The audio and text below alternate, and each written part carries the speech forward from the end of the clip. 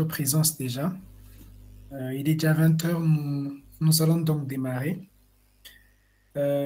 Merci encore une fois, voulais-je dire, de votre présence. Et aujourd'hui, je suis très honoré de recevoir Monsieur Steve Chitekulu, avec qui nous allons partager sur un sujet intéressant qui est le marché du logiciel ou du développement des logiciels en RDC. Alors, il y a plusieurs entreprises qui naissent maintenant, qui sont dans le développement de logiciels, qui fournissent des logiciels aux entreprises. Alors, pour ceux qui ne comprennent pas encore parfaitement ce que cela veut dire, c'est que maintenant, ce n'est plus que Microsoft qui fournit des logiciels. Maintenant, c'est plus que Google qui fournit des logiciels. Il y a de plus en plus d'entreprises qui sont là pour fournir effectivement des logiciels qui répondent à des besoins précis. Et au Congo, on en compte maintenant des dizaines, voire de milliers. Et aujourd'hui, nous allons parler des défis qu'ils rencontrent, des opportunités et aussi du futur de ce secteur-là qui est en croissance exponentielle. Parce que le développement de logiciels est en train de devenir un des secteurs clés du développement durable d'un pays. Alors, j'ai l'honneur d'accueillir M. Steve aujourd'hui. Avant de lui laisser la parole, je vais premièrement me présenter moi-même. Je suis Clerc Ngonga, un cofondateur de Tolivia. Tolivia est une entreprise justement qui œuvre dans le digital, dans le numérique. Nous concevons des logiciels et nous faisons du marketing digital. Notre mission, c'est qu'avec notre maîtrise ou notre expertise du digital, que nous puissions aider des entreprises à vendre plus et mieux. Au lieu qu'ils se cassent la tête avec plusieurs structures à mettre en place, nous venons avec nos stratégies, nous venons avec nos outils pour permettre aux entreprises de vite vendre et de pouvoir se promouvoir, si je peux dire comme ça. Alors, aujourd'hui, j'accueille M. Steve, comme je l'ai dit. Et comme je le fais d'habitude, je commencerai par la première question qui est dédiée à l'invité. M. Steve, pourriez-vous nous dire qui est M. Steve Chitekulu et quel est votre parcours professionnel? Merci de l'honneur que vous me donnez de vous parler et de vous parler un tout petit peu de ce sujet passionnant qu'est la question du développement des logiciels en RDC. Mon nom est Steve Chitekulu Epalanga. Je suis informaticien. J'ai un parcours tout à fait atypique. J'ai commencé à rentrer dans l'ordinateur ou dans l'informatique il y a 30 ans. Donc, on est en 1993 tout exactement. Et puis, j'ai traversé plein d'étapes dans ma vie qui m'ont fait qu'à la fin, aujourd'hui, je suis responsable du service informatique à l'université. Et j'ai une entreprise de services informatiques en RDC qui gère un portefeuille assez important de services, tant dans l'hébergement de services, dans la cybersécurité, dans l'infogérance et aussi dans la fourniture de solutions, solutions logicielles. Mais on va y revenir. Voilà un tout petit peu en ramasser ce que je suis. Évidemment, formateur, coach, enseignant, à l'université de Lumbashi. Je l'ai fait à l'ESIS. Je suis parmi les premiers formateurs à l'ESIS Salama. Il y a déjà un certain nombre d'années. On est en 2003, donc il y a 20 ans à peu près. J'ai commencé à donner cours à l'ESIS Salama et puis j'ai arrêté. Et donc, un tout petit peu, mon parcours il y a plusieurs vies que l'on peut traverser là-dessus, mais ce n'est pas ça le sujet. Je m'arrête là. En tout cas, très intéressant votre parcours. Je tiens déjà à vous dire que je suis vraiment honoré. Je connais bien, ça fait, je pense, plus de maintenant 3 ans que j'ai eu à œuvrer, à prospérer sous votre direction dans une des entreprises où on s'est pour la première fois rencontrés. Et je loue vraiment votre parcours et je pense que c'est vous la bonne personne pour échanger sur ce sujet du développement ou du marché du logiciel en RDC.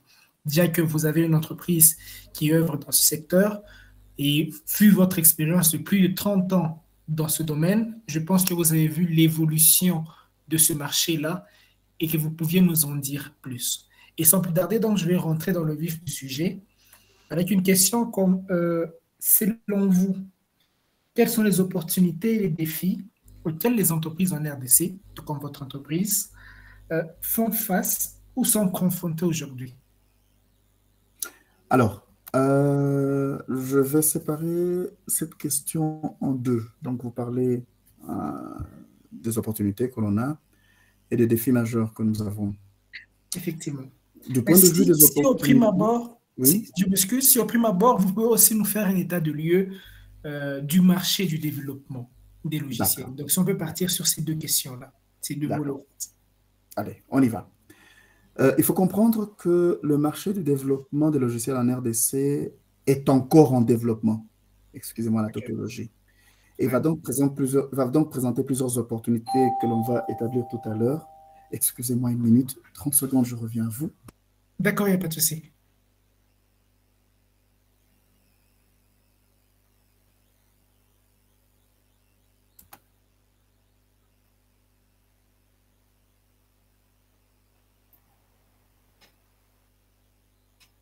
Oui, je suis rentré, excusez-moi.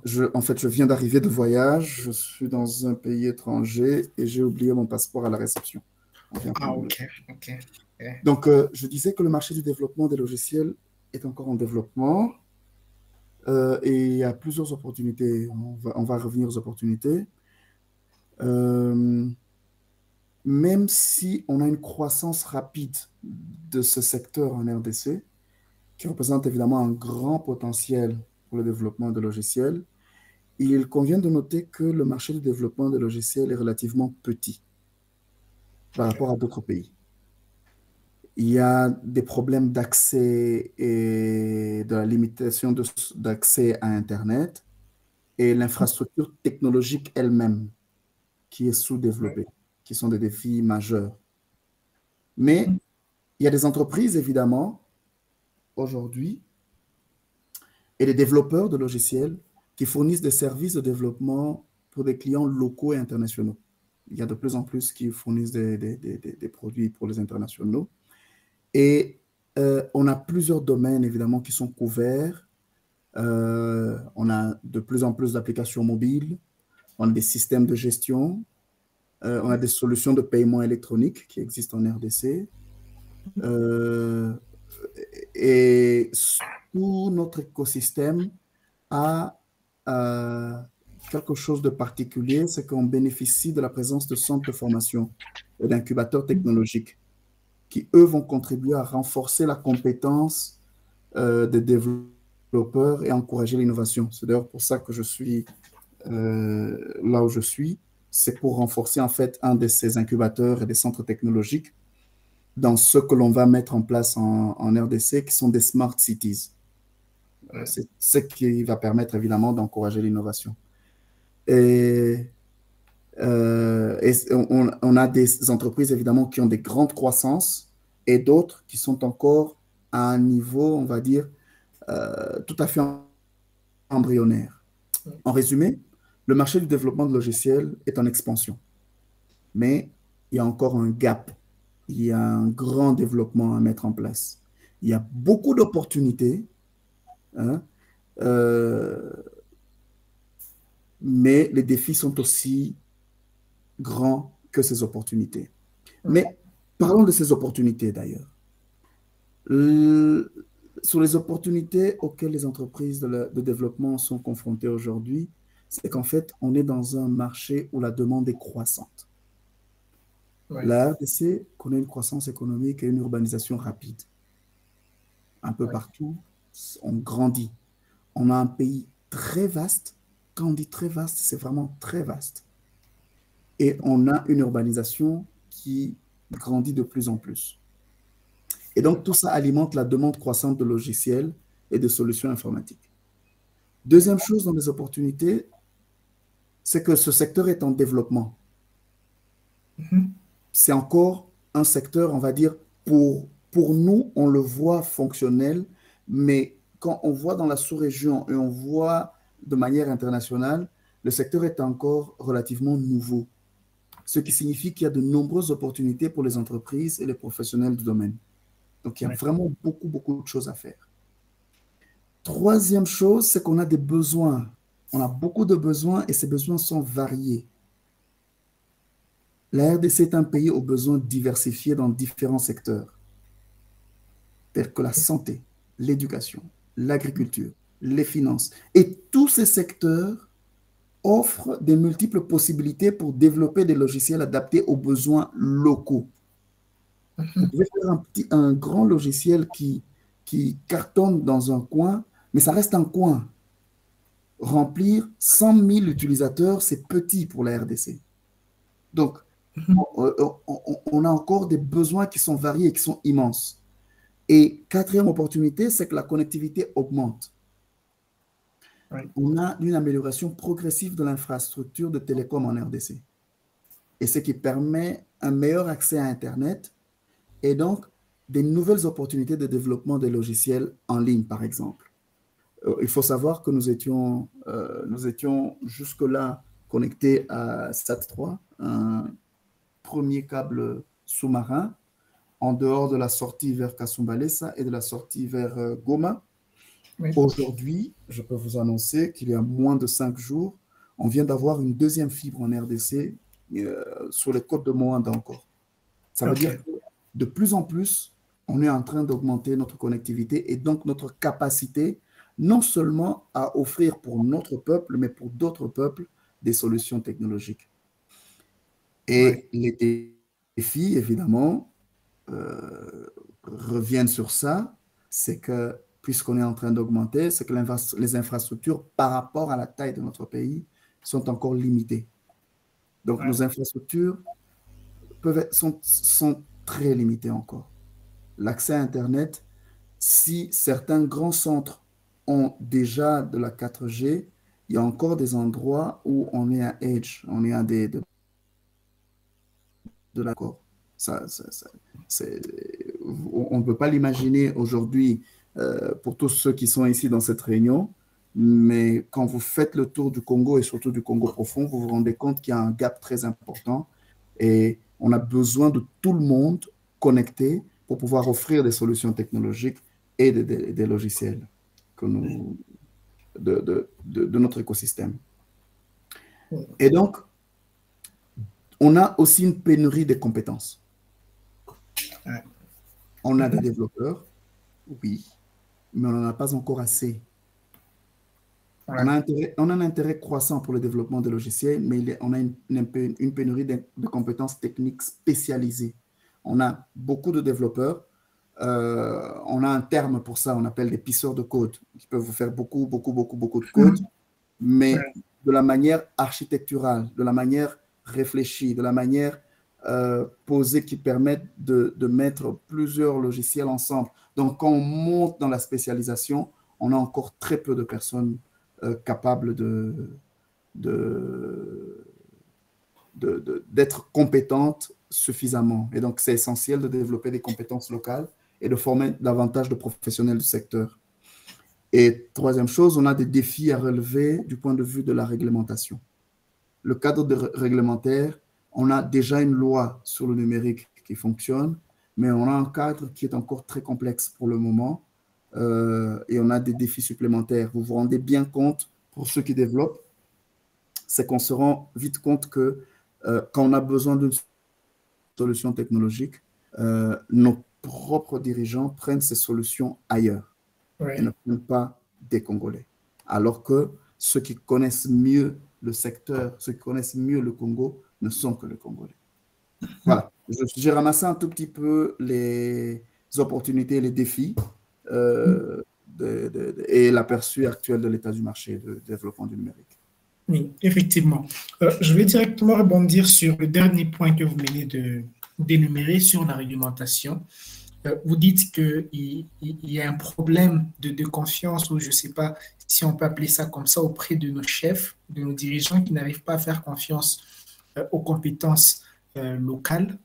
Et c'est pas que, il y a même des entreprises, beaucoup plus d'entreprises minières, peut-être maintenant qui commencent à s'intéresser de peu, mais la majorité des grandes entreprises font appel à la main-d'œuvre extérieure.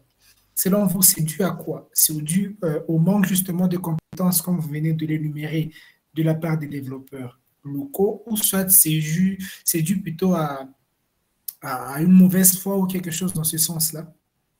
Alors, les gouvernements sont des institutions. Il y a plusieurs facteurs qui font que les gouvernements aient crainte d'utiliser nos développeurs locaux. Première des choses, il y a une question de compétence. On a un développeur local va mettre en place une solution pour vendre, stocker et tout le reste. Il ne va pas faire le poids face à une solution venant de Microsoft parce qu'on n'a pas suffisamment de recul par rapport à ce que l'on met en place. Deuxième chose, c'est que nos développeurs locaux, beaucoup, développent peut-être pour eux-mêmes. Il a fait une application pendant il était aux études, et puis l'application a pris forme, et il croit qu'il peut fonctionner tout seul. On a encore cette habitude de travailler seul et de ne pas être une institution. Les institutions traitent avec des institutions. Quand une institution vient traiter avec un individu, on a un problème, parce qu'un jour, un individu peut avoir un problème et l'institution n'arrive plus à revenir sur un individu. On a besoin d'institutions de développement, d'institutions en tant qu'entreprise. On a encore des entreprises individuelles qui sont faibles, qui n'ont pas atteint un niveau de maturation suffisante pour pouvoir vendre le logiciel. Parce qu'il y a des compétences différentes dans la vente de logiciels. Il y a le développeur, il y a la combine développement, mais il y a les vendeurs. Et quand vous vous rendez compte des sociétés étrangères qui viennent ici, ce ne sont pas les développeurs qui viennent nous rencontrer. Ce sont des vendeurs. Ce sont des gens qui viennent et qui vendent et qui vendent. Quand la vente a pris, c'est le développeur qui prend en charge derrière. Ici, on a le développeur qui vient et qui vient vous raconter des histoires de développement, ce qui est quelque chose d'antinomique. Il faut travailler à ce que nos sociétés arrivent à se diversifier, à avoir du personnel dédié à chaque étape dans la vente de logiciels. C'est ce qui fait que quand le gouvernement vient et demande un logiciel, c'est plus facile de prendre à l'étranger parce que eux sont plus pertinents dans l'offre qu'ils mettent en place plutôt que nous. Un autre point assez simple, c'est qu'on a des sociétés embryonnaires, on a des startups. Ouais. Nos sociétés s'arrêtent au niveau de start-up. Elles ne veulent pas évoluer à devenir une grande société. On veut encore gagner dans le start-up. On ne paye pas de taxes, on ne vit pas normalement. Ça veut dire quand il y a un appel d'offres gouvernemental, on ne sait même pas concourir parce qu'on n'est pas à niveau par rapport à ça, tout simplement. Et donc, il faut que nos sociétés de développement, nos sociétés dans lesquelles on offre des solutions de développement croissent un peu plus, se mettent dans la fédération des entreprises. Je suis allé voir la fédération des entreprises du Congo en disant, bon, faisons un tour des lieux et voyons quelles sont les sociétés qui sont dessus. Il y a 2 ou 3 sociétés seulement où ce sont des Congolais purs. Sinon, c'est un mélange conglomérat avec beaucoup d'Indiens, de Libanais et tout le reste qui gèrent ces sociétés de vente de matériel et qui sont à la FEC. Nos sociétés congolaises sont plus des startups qui sont encore en train de s'essayer à gauche et à droite, mais qui ne remontent pas encore leur niveau. C'est d'ailleurs ce qui me fait faire le premier pas pour que l'une de mes sociétés soit justement parmi le conseil d'administration de la FEC. Ça coûte de l'argent, ça coûte un investissement personnel et institutionnel, mais ça permet à ce qu'on soit plus visible et qu'on soit prêt quand il y a un rendez-vous du donner et du recevoir, que les sociétés congolaises soient en avant. Sinon, on sera toujours derrière. Justement. Mais vous savez, ces genres de choses, nous sommes en train de les découvrir, par exemple, dans des tels webinaires. Mais pensez-vous qu'il existe des initiatives ou soit vous participez à ce genre d'initiatives justement pour en fait promouvoir ce secteur-là du développement de logiciels et permettre en fait aux entreprises de pouvoir acquérir ces genres d'informations ou soit de s'outiller correctement pour quitter le monde de start-up et passer au niveau des entreprises assez bien structurées et tout, afin de répondre correctement aux différentes offres. Existe-t-il justement ces initiatives-là, que ce soit gouvernementales ou encore technologiques, ou des programmes à l'international qui visent justement à soutenir ce domaine du développement des logiciels? Alors, il y a beaucoup de programmes. Il y a vraiment beaucoup de programmes qui sont disponibles et qui aident euh, le développement. Mais, comme je le dis, ça reste dans l'objectif de permettre à un groupe de gens de se mettre ensemble et de faire avancer cela. Un des programmes dans lesquels j'interviens, c'est le CINOLU, le Centre d'innovation de Lubumbashi, dans lequel je suis coach. On a fini 6 mois d'incubation d'entreprises dans des secteurs divers. Euh, et dans tous les cas, il y a toujours une composante informatique et tout le reste. Mais ce que je voudrais relever ici, c'est que je l'ai dit au départ, c'est que l'écosystème est en train de se développer. On a ces centres d'incubation qui permettent à ce que les gens qui ont une idée, qui, ont, qui développent quelque chose de leur idée, soient guidés vers l'esprit d'entreprise. Développer un logiciel, ce n'est pas encore développer une entreprise. Ça ne reste que le développement d'un logiciel.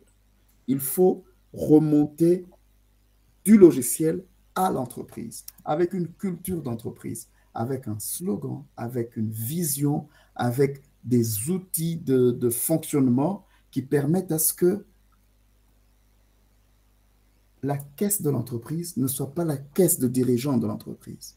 Oui. Quand le dirigeant de l'entreprise a besoin à quelque chose avec de l'argent, il y a un transfert clair et net qui est écrit dans le fonctionnement de l'entreprise. Il faut que l'esprit d'entreprise naisse et fasse une distinction entre ce que tu as dans ta tête en tant qu'individu et ce qu'une entreprise peut devenir. Il y a vraiment un gap important. Et donc, il y a un développement personnel qu'on est en train de mettre en place. C'est une nouvelle vision pour pousser vraiment les gens à avoir cet esprit entrepreneurial qui n'est pas seulement savoir vendre, non, mais savoir gérer le produit de sa vente, savoir se développer au maximum. Et quand on dit se développer au maximum, c'est vraiment aller le plus loin possible. Ce n'est pas juste commencer un petit marché et puis s'arrêter au bout du chemin. Mhm. Effectivement, merci beaucoup. Je comprends que nous avons vraiment besoin de ces institutions-là, c'est-à-dire de se travailler ensemble-là.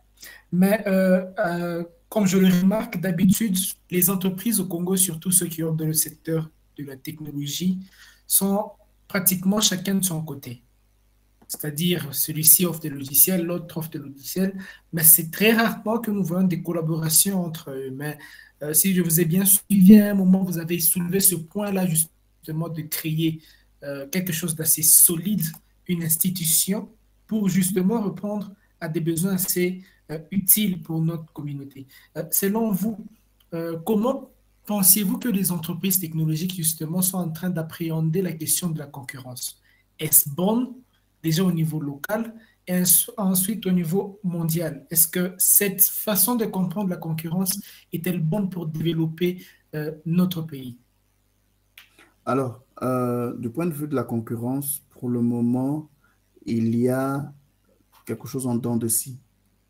Il y a des entreprises qui sont bien établies, qui sont bien réparties, avec vraiment des développements et des départements qui permettent à ce qu'elles puissent se développer en dehors du visionnaire juste, parce qu'on est vraiment dans le sens, nos entreprises de développement de logiciels sont comme des églises. Il y a un pasteur principal. Si ce pasteur principal part, tout le monde s'en va. Il n'y a pas une vision au-delà de la personne qui représente le visionnaire. Et donc, ça doit changer. Parce que les entreprises étrangères ne sont plus à ce niveau-là et sont au-delà de ça. Aujourd'hui, à Microsoft, Bill Gates n'est plus agent. Il est parti. Mais Microsoft ne s'est jamais autant développé que depuis que Bill Gates est parti. Ce qui veut dire qu'il y a une culture qui s'est développée au sein de cette entreprise et qui a fait que l'entreprise représente une entité à elle seule. Et donc, tous ceux qui travaillent dedans travaillent au bénéfice et à l'évolution de l'entreprise, pas à leur bénéfice propre. On est, nous, dans un niveau encore de difficulté d'association. Dès qu'on se met ensemble, on commence un tout petit peu et dès que l'argent vient, chacun essaie de grappiller, de partir dans son sens. On n'a pas encore cette idée-là d'avoir une entreprise avec 5 personnes et 5 personnes qui sont clairement autour d'une même vision et qui, contre vents et marées, se mettraient ensemble pour continuer à évoluer. Parce que c'est quand viennent les difficultés, quand vient le vent, quand vient la tornade, que l'on sent quelles sont les entreprises qui restent ensemble de celles qui se clashent en 1000 morceaux. Oui. Effectivement, effectivement. Nous sommes déjà en train de chuter et il y a les 2 dernières questions que j'ai gardées pour vous. Selon vous, quelles sont les opportunités futures? Je pense que ça sera en guise vraiment de résumé. Quelles sont les opportunités futures et les perspectives de croissance pour ce marché du développement de logiciels en RDC? Alors, pour moi, je résume ça en facteur de succès. Ce qui va permettre évidemment d'évoluer, c'est que nous avons chez nous, puisqu'on parle de start-up encore, des start-up prometteuses. Malgré tous les défis, on a vu l'émergence de start-up technologiques prometteuses dans le domaine du développement des logiciels. Ces start-up, dont certaines sont évidemment soutenues par des incubateurs et des programmes d'accélération, apportent des innovations et contribuent à la transformation numérique du pays. Le deuxième facteur et les opportunités, ce sont le fait que les solutions que l'on offre sont des solutions locales. Les développeurs de logiciels ont réussi à développer des solutions adaptées aux besoins locaux, notamment dans la finance mobile. On a des développeurs très, très bons dans l'agriculture, dans la santé, dans l'éducation. Et donc, on a une réelle valeur ajoutée pour notre société. Et il faut le savoir, là où on doit se battre pour le moment, c'est dans ce qu'on appelle les logiciels métiers, ceux qui font la différence par rapport à tout ce qui vient de l'international. N'allons pas nous battre sur les secteurs de gestion de stock avec tous les trucs comptabilité zambienne, kenyane, tanzanienne et tout le reste, quand on n'arrive même pas encore à faire les nôtres. Il y a beaucoup d'autres applications qui font déjà très bien le travail. N'inventons pas la roue, mais mettons la couleur qu'il faut pour que la roue soit adaptée à notre secteur. Effectivement. Troisième chose, c'est des collaborations. Dans le développement de logiciels, on bénéficie, et on ne le voit pas encore, de beaucoup de cadres de collaboration, tant local qu'international. Et j'encourage des partenariats. Des partenariats avec des gens qui peuvent apporter des investissements, des expertises ou même des opportunités. Il faut rester ouvert. Et tout ça qui peut stimuler évidemment le développement du secteur. Donc, pour moi, le marché du développement du secteur de logiciels nous offre plein d'opportunités de croissance intéressantes. Mais on a beaucoup de défis.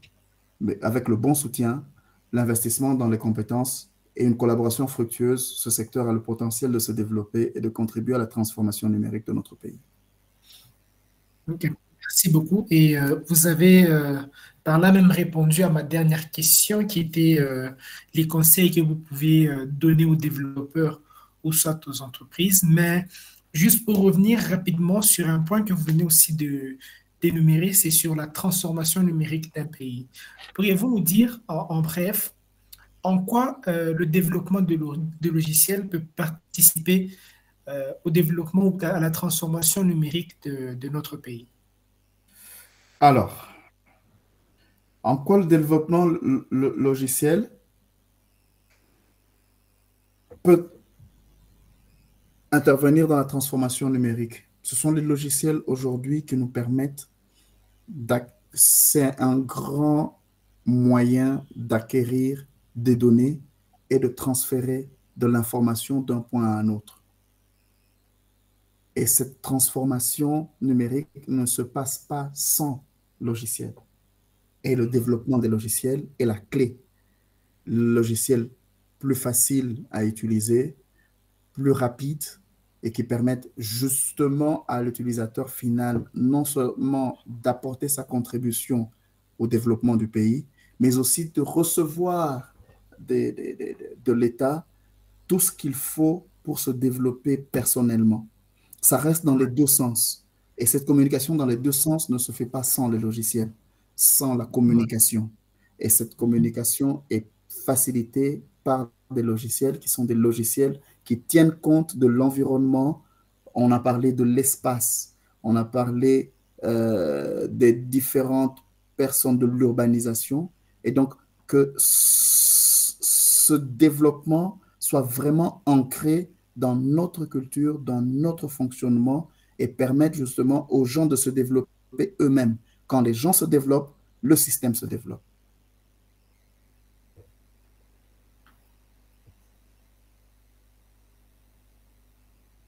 Vous êtes là? Oui, oui, oui, oui, on vous saisit.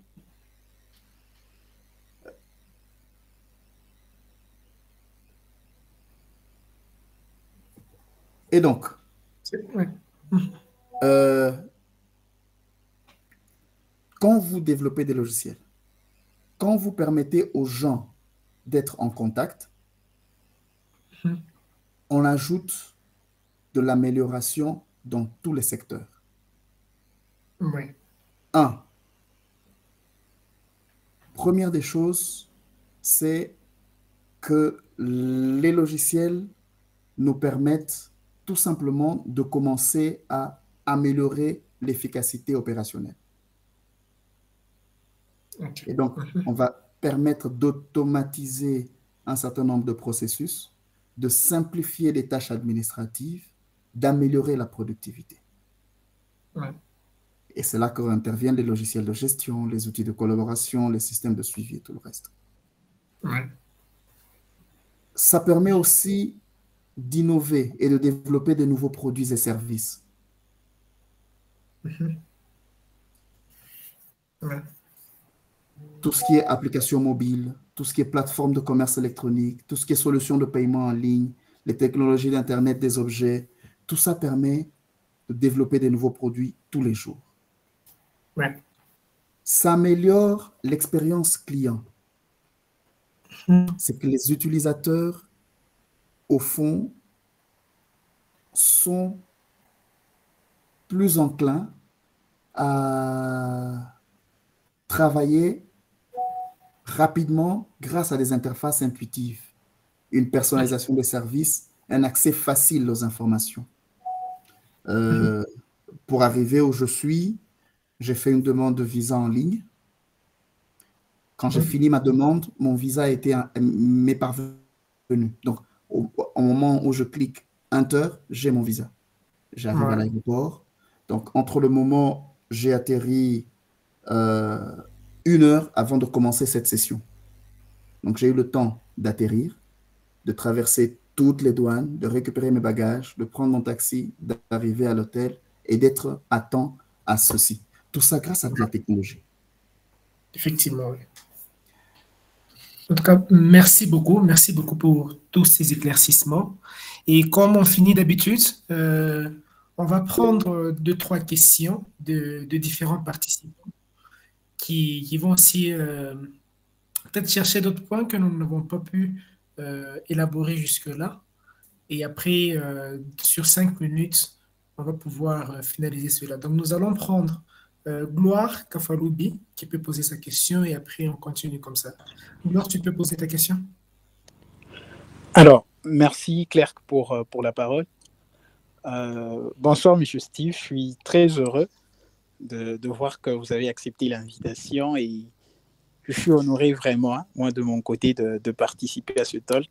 J'ai énormément appris. Alors, ma question est de savoir, je peux peut-être commencer par un énoncé qui sera peut-être un tout petit peu lent.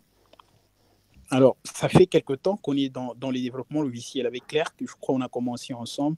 On a développé quelques projets et jusqu'à présent, on est encore sur d'autres projets en commun. Récemment, j'ai travaillé sur quelque chose avec la mairie. On est en train de sensibiliser, pas sensibiliser, ou de recenser, oui, tous les marchands pirates sur la ville de Lubumbashi. On a une base de données énorme sur les marchands pirates au niveau de la ville. Alors, mais quand on se rend compte qu'on développe, certes, les logiciels qui peuvent vraiment aider, mais quand on voit même l'utilisation au niveau de clients, après quelque temps, on se rend compte que même ce qu'on a fait n'a presque pas d'impact. Là, c'est une première préoccupation. On se rend compte qu'on prend beaucoup de temps, on travaille sur un projet, et après quelque temps, vous allez vous rendre compte que même le client qui a demandé ce projet-là n'en avait peut-être rien à faire. C'était juste un projet pour lui, question d'élever le fonds. Vous voyez que c'est une difficulté qui fait à ce que les développeurs ne savent pas s'en sortir vraiment quelque part.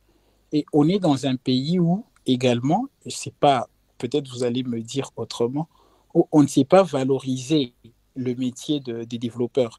Il y a beaucoup de jeunes, moi peut-être aujourd'hui je peux arriver à trouver des petits marchés à l'échelle peut-être de la ville, je peux discuter avec le maire de la ville, ainsi de suite, mais il y a de ceux qui ne peuvent même pas gagner un marché juste au niveau des écoles. Et même s'ils gagnent un marché comme ça ne leur apporte pas grand-chose. Ce qui fait à ce qu'aujourd'hui, les jeunes n'arrivent pas même à apprendre. Par exemple, moi, il y a quelque temps, tout ce que je voulais, c'était peut-être avoir juste la connexion Internet, travailler, relever des challenges, ainsi de suite. Je n'avais peut-être pas de loyer à payer comme aujourd'hui, me chercher une bouteille de vin, ainsi de suite. Il n'y avait pas tout ça. On voulait juste apprendre, mais on se rend compte qu'au fur et à mesure qu'on évolue, l'environnement ne nous aide pas à évoluer. Et petit à petit, on commence à chercher à tourner notre main-d'œuvre vers l'extérieur. Alors, quel conseil pouvez-vous nous donner pour qu'on puisse tenir le coup et qu'on puisse donner notre volonté à améliorer notre état en termes de numérique au niveau du pays? Qu'est-ce que vous pouvez nous dire? Qu'est-ce qu'on peut faire vraiment pour garder notre courage? Parce que petit à petit, on commence à perdre ce courage-là de pouvoir élever des challenges au niveau du pays. On préfère encore aller créer des plateformes de e-commerce pour les étrangers parce qu'on sait que si je crée un e-commerce au Congo, ça ne va pas marcher. Les gens préfèrent encore se balader, aller au niveau de marché musée pour chercher ce dont ils ont besoin, ainsi de suite. Désolé, j'espère que j'ai été très long, mais je pense que vous avez compris l'idée dans le fond. Alors, tu es arrivé à un point que j'ai eu aussi, qui est très intéressant, c'est quand vous mettez en place des solutions et que après les avoir mises en place, il y a une utilisation relative. Un logiciel, ça fonctionne avec ce que l'on met dedans. S'il n'y a rien dedans, ça ne vous donne rien. Et moi, je vais te donner plutôt quelque chose qui fait partie de l'expérience. Ça fait 15 ans que nous avons mis en place un logiciel pour la gestion des étudiants. Et donc, ça a permis de révolutionner un tout petit peu le suivi de l'étudiant. Et on s'est rendu compte que ce logiciel était intéressant et on l'a installé un peu partout dans plusieurs universités en RDC. J'ai dû partir en Haïti même pour aller le mettre en place. Ça fonctionne encore en Haïti. OK. Et on s'est rendu compte avec le temps que les gens utilisaient de moins en moins le logiciel. Pourtant, ça leur rend plein de services. Et alors, qu'est-ce que j'ai fait? Et je me suis rendu compte de ça dès le départ, et ça fait partie de toute la politique quand vous mettez en place des logiciels. Quand l'autorité elle-même, le responsable de la structure dans laquelle vous apportez le logiciel n'est pas dans le logiciel, vous pataugez. Parce que le responsable, quand il a besoin de résultats, il demande au logiciel. S'il n'y a pas de données du logiciel et qu'il punit une personne, le logiciel va se remplir de données. Et donc, ce que nous avons fait du jour au lendemain, on a fait ceci. Vous regardez une page devant moi. On lui a dit, à partir d'aujourd'hui, vous aurez juste un tableau de bord, vous n'aurez rien d'autre. Vous vous levez le matin, vous entrez dans ce tableau de bord, vous voyez tous les étudiants, vous voyez tous les paiements, comment ça marche, qui a payé, qui n'a pas payé, vous voyez tous les candidats au test, vous voyez par sexe, par... vous levez le matin, vous avez besoin d'une information, vous l'avez là-bas. Mais vous avez une condition. Pour pouvoir voir ça, il faut que le logiciel soit utilisé. Alors, à votre avis, qu'est-ce qui est arrivé? Il a bossé tout le monde. Je pense que tout le monde a commencé à utiliser. Tout à fait terminé. L'affaire est faite. Donc, le logiciel n'est pas fait que pour les gens qui vont saisir. C'est une corvée, il faut le savoir. Remplir des données dans un logiciel, c'est une corvée. Les gens demandent de l'argent. J'ai fourni un logiciel au ministère des Finances et les agents demandent une prime supplémentaire pour utiliser ce logiciel. Donc, vous apportez de la complexité au travail. Il y a plusieurs années, on est en 2007, dans la ville de Lubumbashi, on avait mis en place un logiciel de gestion de la population. Si vous allez à la mairie, vous trouverez encore des vestiges de ce logiciel-là. Dans les communes, il y avait encore des batteries et tout qu'on avait mis en place dans toutes les communes. Eh bien, aussi longtemps qu'il n'y avait pas de prime supplémentaire, parce qu'il se disait, la loi institue le fait que quand vous remplissez des données sur des individus, vous les mettez sur les papiers, les grands papiers là, où on remplit sur 4 pages avec des feuilles carbone pour attester que c'est vrai. Et on va récupérer ces données encore. À un moment donné, on les a vues, les archives étaient dehors sous la pluie. Mais vous ajoutez de la complexité en nous apportant un ordinateur. Ça veut dire que je vais remplir ce document parce que je ne peux pas m'arrêter de le remplir. Et puis, je vais remplir votre ordinateur. Vous m'apportez plus de complexité. C'est que si je ne suis pas payé pour le travail supplémentaire, je ne le ferai pas. Voilà une réflexion complexe quand vous vous retrouvez devant ce truc. Je l'ai vu ici, je l'ai vu à Kinshasa, je l'ai vu un peu partout. C'est du travail supplémentaire que vous apportez, alors que dans votre tête, vous en avez vu comme une solution, un truc qui va régler un problème. Donc, une vision. Hein? Ça, c'est la vision du problème par rapport à soi. Ça n'est pas la vision du problème par rapport au client. C'est là le travail des incubateurs, c'est là qu'on travaille sur justement la méthodologie de vos entreprises. Quand vous voulez mettre en place une solution, ça ne doit pas être votre solution pour sauver le problème d'autrui. Ça doit être une demande d'autrui pour que vous puissiez l'aider à trouver une solution à son problème. Si vous n'arrivez pas à ce paradigme, à ce changement-là, vos logiciels seront des logiciels qui vous intéresseront vous, parce que vous connaissez la pertinence du logiciel, mais vous ne savez pas en fait qu'en réalité, c'est eux qui ont besoin, qui doivent vous traduire leurs besoins, et vous traduisez cela en programme plutôt que vous, parce que vous l'avez vu ailleurs et que ça fonctionne, vous allez le mettre en place. C'est vrai que on en a besoin, mais il faut que le besoin soit exprimé par ton client et pas par toi-même. Ouais. En tout cas, merci beaucoup, M. Steve, pour cette éclaircissement. Pour Gloire. Je parle beaucoup, hein, je suis enseignant. Je comprends parfaitement et justement, c'est mieux pour bien comprendre. Oui. Claire, tu peux m'accorder que je puisse peut-être enchérir un peu? Malheureusement, nous avons un défaut avec 30 le temps. secondes seulement, Pierre, s'il te plaît. Monsieur Écrivez-moi, Steve, je vais vous donner mon numéro, je vais vous donner mon oui, adresse oui, mail. Écrivez-moi, je vous reviens sans problème. Ce d'accord, soir d'accord. D'accord, même et merci, tout, monsieur Steve. mon WhatsApp, ne Merci, vous inquiétez merci en tout cas. pas. Je Merci l'écris. beaucoup, D'accord, Monsieur merci Steve. alors. Merci beaucoup, Monsieur Steve. Merci beaucoup à tous. Je suis malheureusement contraint d'être beaucoup plus court aujourd'hui parce que, comme vous l'avez vu, Monsieur Steve, il a eu à faire un long voyage. Il vient à peine d'arriver, et donc il aurait mieux demandé quelques minutes de plus pour bien s'asseoir. Ça veut dire que ça fait presque quelques minutes qu'il est maintenant à l'hôtel, et donc je vous prie de lui accorder ce petit temps, ces 15 minutes qui restent pour notre webinaire. Il a laissé le numéro et son adresse email dans le chat. Vous pouvez le prendre et lui envoyer toutes les questions possibles. Et Monsieur Steve, je tiens vraiment à vous remercier d'avoir accepté cette invitation. Nous avons en tout cas appris beaucoup de choses, et je pense que pour tout le monde ici, cela serait bon ou va améliorer ces activités. Je tiens à vous remercier et je remercie encore tout le monde pour votre présence. Je vous donne rendez-vous pour le dimanche prochain.